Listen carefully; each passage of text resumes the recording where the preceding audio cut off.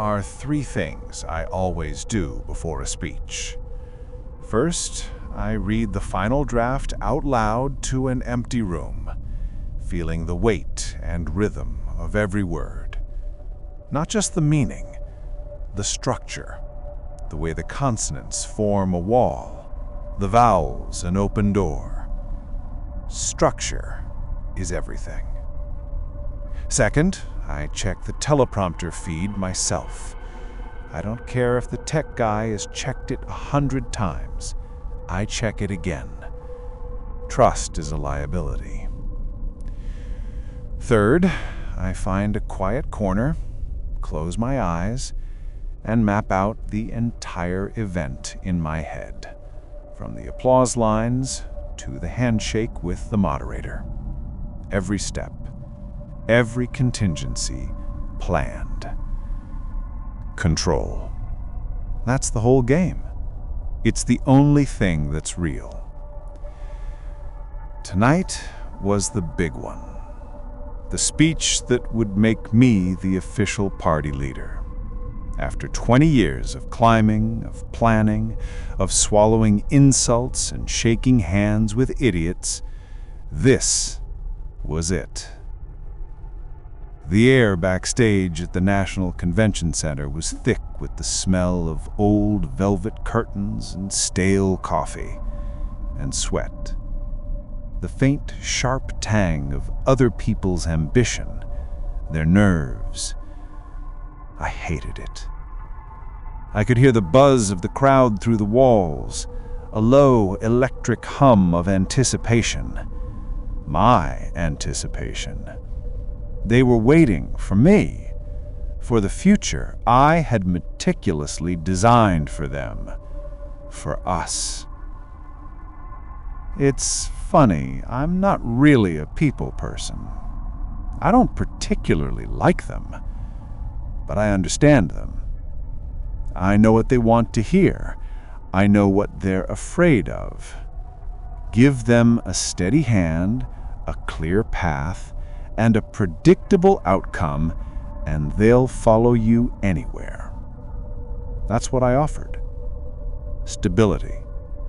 The opposite of chaos. The opposite of that day. Even now, years later, the memory hits me without warning. It doesn't fade, you know.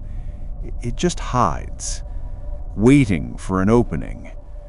All it takes is the right trigger, the scent of popcorn in a crowd, a certain pitch of a woman's laugh, and I'm right back there. I was standing 20 feet to Salwa's left. She was at the podium, basking in the cheers. She had this way of smiling that made every single person in a crowd of thousands feel like she was smiling just for them. She was my mentor, my political mother, the smartest leader this country had ever seen. And I was her strategist, the quiet architect behind her charisma. We were a perfect team. We had a plan. I saw the man before security did. I saw the glint of metal. My mind, the strategic mind I'd built my entire life on, started screaming. Move! Yell! Tackle her! Do something! But my body was frozen. A block of ice, not just inactive. It was a complete system failure. The one variable I had never, ever put into a spreadsheet. My own physical limitations. All I could do was watch. I watched the chaos erupt. I watched her fall. And I felt the most terrifying thing a person can ever feel. Absolute, soul-crushing helplessness. My plans, my strategies, my ambition. All of it was just useless noise in the face of a single, ugly, unpredictable act. That was the day I truly understood. You can't just have a good plan. You have to have control, absolute, unshakable control over every single variable. I swore to myself, standing there in the screaming silence, that I would never, ever be that helpless again. This speech tonight, it was the culmination of that promise, the final move in a game I started the moment Salwa died. An aide, a young woman with wide, nervous eyes, peeked around the corner. 2 minutes, sir. I nodded, smoothing the front of my suit jacket. The familiar adrenaline started to pump, pushing the ghosts away. It was time to step into the light, onto the path I had so carefully paved. But as I took the first step towards the stage, a strange coldness seeped into the air. It wasn't just a draft. It felt invasive. The low hum of the crowd didn't just sound distant. It for a split second sounded like it was coming from the wrong direction. I stopped, my hand on the doorframe. It was the same sudden, cellular-level drop in temperature I felt in the split second after Salwa fell, before the screaming started. An illogical, invisible tremor in the foundation of my perfectly controlled world. Nerves, I told myself. A trick of the memory, a variable to be dismissed. But it felt terrifyingly familiar. It felt like the air did, just before the first shot rang out. I walked onto the stage, the lights hot, the applause, a predictable wave. The feeling was gone, dismissed. I found the central lens. The future is not a matter of chance, I told them, my voice resonating with the certainty I had built my life on. It is a matter of choice, of design, of control. The speech was flawless. Every applause line hit, every point landed. I walked off that stage the undisputed leader of the party, shaking hands, smiling until my jaw ached. It was a textbook victory. The plan had worked. An hour later, I was in the back of my armored sedan with Omar. Omar was my oldest friend, my chief of staff, the only person on earth who could call me an idiot to my face and get away with it. He was grinning, holding up 2 glasses of champagne. "To the new king," he said, his voice warm. "I knew you had it in you from the day we met." I took the glass. "It's just the beginning, my friend." "Always the strategist," he laughed, tapping his glass against mine. "Can't you just enjoy the win for 1 damn minute? See, this is why you're in charge, and I'm just the guy who has to listen to you practice. You never stop." He was right next to me, so close our shoulders were touching. He leaned forward to say something else, his smile catching the light of the passing street lamps. "But seriously, Ikram, you did it." She would have been... That's when the world dissolved into a single, deafening crack. It wasn't a bang. It was a sharp, clinical snap, like a giant whip, breaking the sound barrier right next to my ear.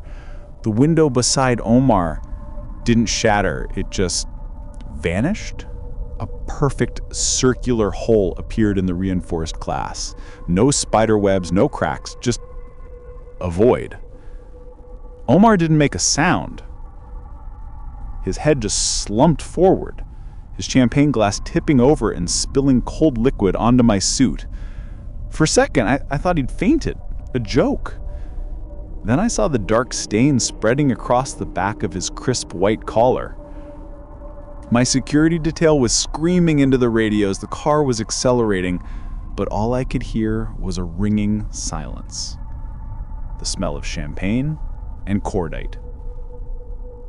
And something else, that cold. It was in the car with us. I was back there again, 20 feet from the podium, frozen, useless. The plan, the armor, the 20 years of climbing, all irrelevant. We were at a secure location, a sterile government safe house, before I even fully understood what had happened. Doctors, security, agents swarming everywhere. They guided me into a debriefing room, but I couldn't sit. I just stood in the middle of the floor, staring at the champagne stain on my trousers. My head of security, a man named Graves, who had a face like a stone carving, approached me. He was holding a small, clear evidence bag. His expression was one I'd never seen on him before. Utter bewilderment. "Sir," he said low, "we found this on the floor of the car. It wasn't lodged in anything. It was just sitting on the seat where Omar was." He held up the bag. Inside was a single bullet, but it was unlike any bullet I had ever seen. It was long and slender, made of a dull gray metal that seemed to drink the light. It was not deformed from impact. It was perfect. And down its entire length, so fine I almost couldn't see it, was an engraving. A detailed, intricate etching of a single feather quill. I stared at it. This wasn't an assassination. Assassins don't leave business cards. This was a message. It was a declaration, and it was aimed directly at me. It said, "Your armor is useless. Your security is a joke. We can touch you whenever we want. We just chose not to kill you today." The coldness from backstage returned, a deep internal frost. This wasn't a political move. It had no logic, no endgame I could recognize. How do you strategize against an enemy whose only goal is to prove strategy is meaningless? For the next week, I became a ghost in my own life. I did what I was supposed to do. I gave a tearful eulogy for Omar. I met with party leaders. I projected an image of a man shaken but resolute. Inside, I was tearing the world apart looking for an answer. I spent 18 hours a day in the command center we'd set up in the safe house. "The bullet," I kept saying, pointing at the 3D model on the holo table. "It's made of a custom titanium alloy, untraceable. Fine, where was it manufactured? The shot came from over 1.5 kilometers away. Impossible angle. Fine, show me the trajectory physics. There must be a distortion field, some new tech. Where is the R&D?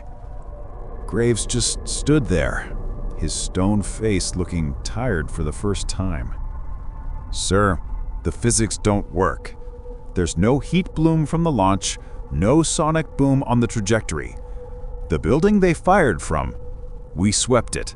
Clean, no entry, no exit, no shell casing, no digital chatter. No group claiming responsibility." "That's not an answer, Graves!" I slammed my hand on the table.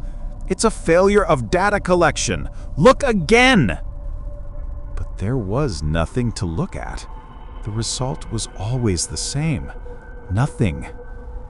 The Scribes, as the media had grimly nicknamed them, were phantoms. I started double-checking the locks on my apartment, then triple-checking them. I had the food screened, the air filtered. I trusted no one. I stopped sleeping more than an hour at a time. I sent my food back twice, convinced the taste was off. I found myself staring at aides, wondering if their briefcases held a report or something else. I had my office re-swept for bugs, then re-swept again. My perfectly controlled world had shrunk to the space between my own ears, and even that was becoming a prison. I was losing the game. I was becoming the one thing I despised, an unpredictable variable. I was denying it to my staff, to the world, but the truth was festering inside me. I was helpless again, a rot. I was back in that frozen moment by the podium, only this time it wasn't a moment, it was my life. The point of no return came on a Tuesday night. I was in my study, a secure room in a building that was a fortress. No one got in without clearance. No one. I was going over satellite imagery of the assassination site for the 100th time, looking for a shadow, a heat signature, anything. I stood up to get a glass of water, and my hand brushed against a book on my desk. It was Salwa's biography. My breath hitched. I hadn't moved it. It was always on the shelf. I didn't just keep it on the shelf. It was on the third shelf, second from the left, aligned with the edge. It was part of the room's design, part of the control. My blood ran cold. I stared at it, my heart hammering against my ribs. It was sitting perfectly centered on my desk blotter.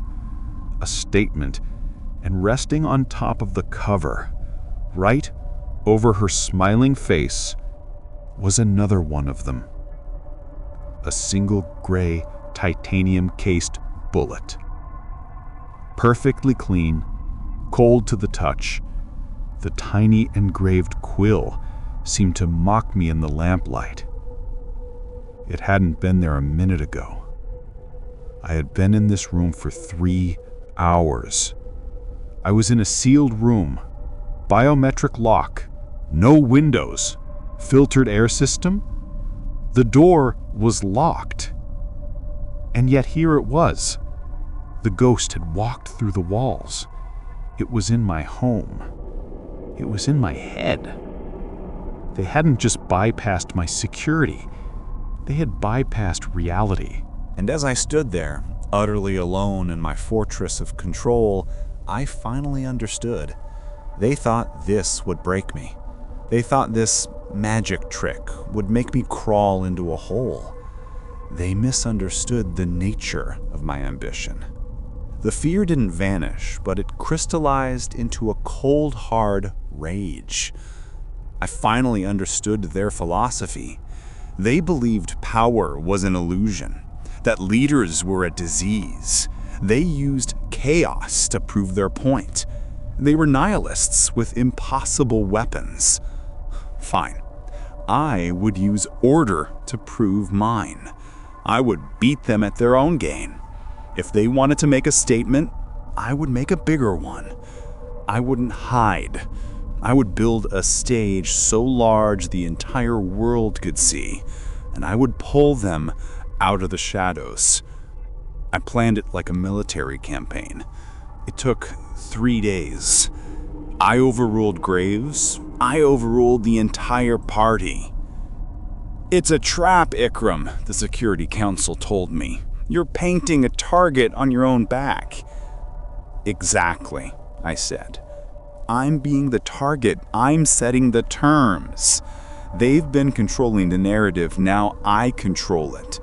I called an emergency global summit at the new Zenith Auditorium, a marvel of glass and steel that represented everything our nation stood for. A building with glass walls, a ceiling that opened to the sky, the most indefensible building in the city. A statement of absolute confidence.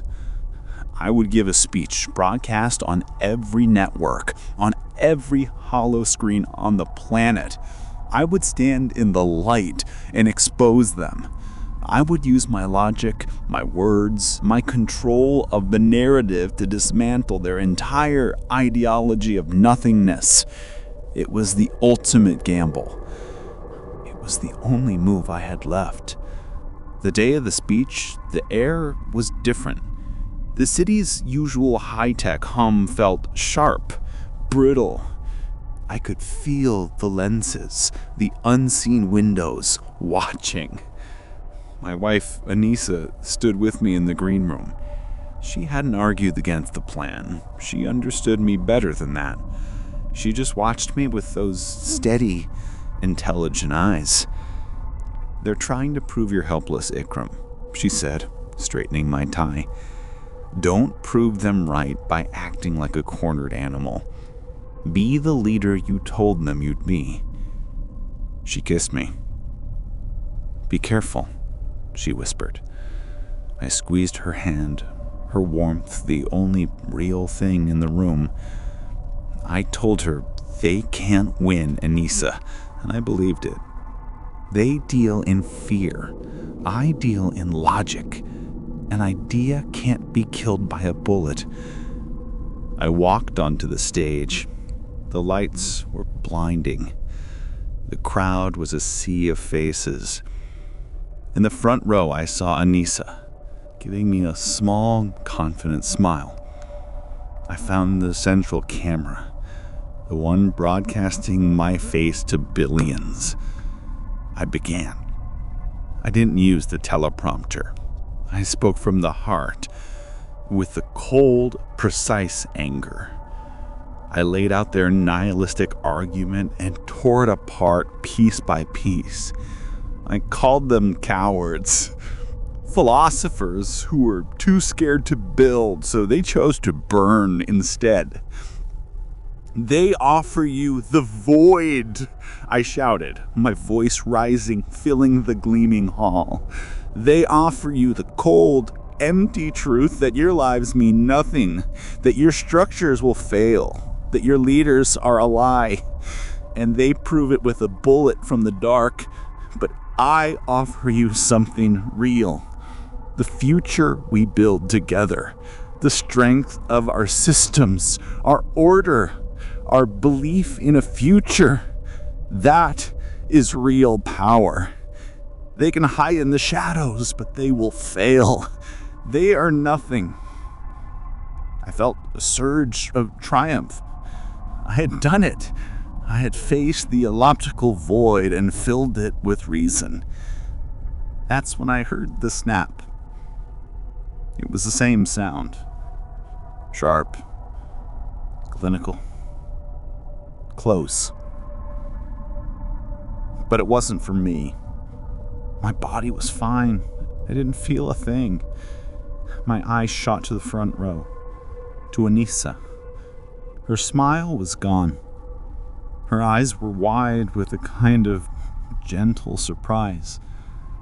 A small, dark circle appeared on the white silk of her dress, right over her heart.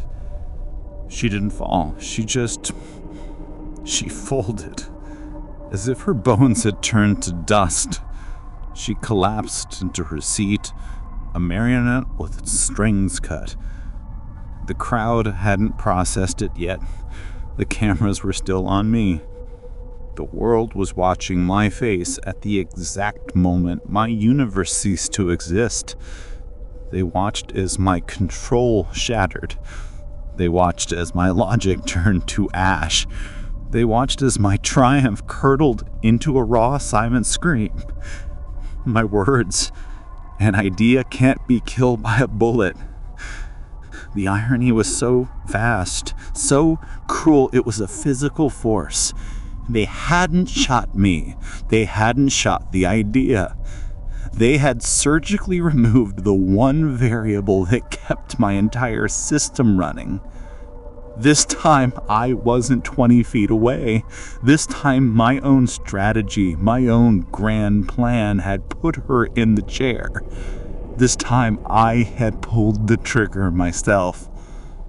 The chaos I tried to conquer had consumed the only thing I had ever truly loved. I don't remember the screaming, the panic, the security agents rushing the stage. My next clear memory is of sitting in a sterile white room. The safe house again, probably, or maybe a hospital. It didn't matter. It was clean, quiet, and shatterproof. The gleam of the city's towers was visible through the armored glass. Outside, the hollow ads were still flickering, selling the very dreams of stability and progress I had built my career on. A new transport system, a new productivity app, a perfect future. The city hummed on, a massive, intricate machine, completely, blissfully uncaring. The machine I had wanted to run. It didn't even notice I was gone. They told me I resigned the next day. I don't recall signing the papers, but it must be true. I didn't fight it. What was the point? There was no counter move. You can't strategize against an enemy that has already won. The game was over. The Scribes never made another move. They didn't have to. They had won. Their message had been delivered. Not in the speech, but in the live broadcast image of a broken man. Their message was the multi-billion viewer broadcast of my face at the exact second I understood I had killed my wife. They had proven that the pursuit of absolute control leads only to absolute loss. I was the living monument to their philosophy. A leader broken by the one variable he couldn't control: reality. I live in a quiet house now, far from the city. The party sends me a stipend. They treat me as a tragic figure, a leader struck down. They don't understand. I wasn't struck down. I was disproven. Sometimes I think back to that day with Sala. I remember the paralyzing helplessness I felt watching her die. I spent my whole life building a fortress of power and strategy to make sure I would never feel that way again. A 46-year-old man, still running from the memory of being 26 and useless. But here, in the deafening silence of my new life, I've learned the truth. There is something so much worse than being helpless. It's knowing that all the power in the world, all the armor and the planning, is just a complicated way of lying to yourself. It's knowing that your own best-laid plans, your most brilliant strategies can be the very architecture of your own personal hell. It's knowing that in the end, you were never, ever in control at all.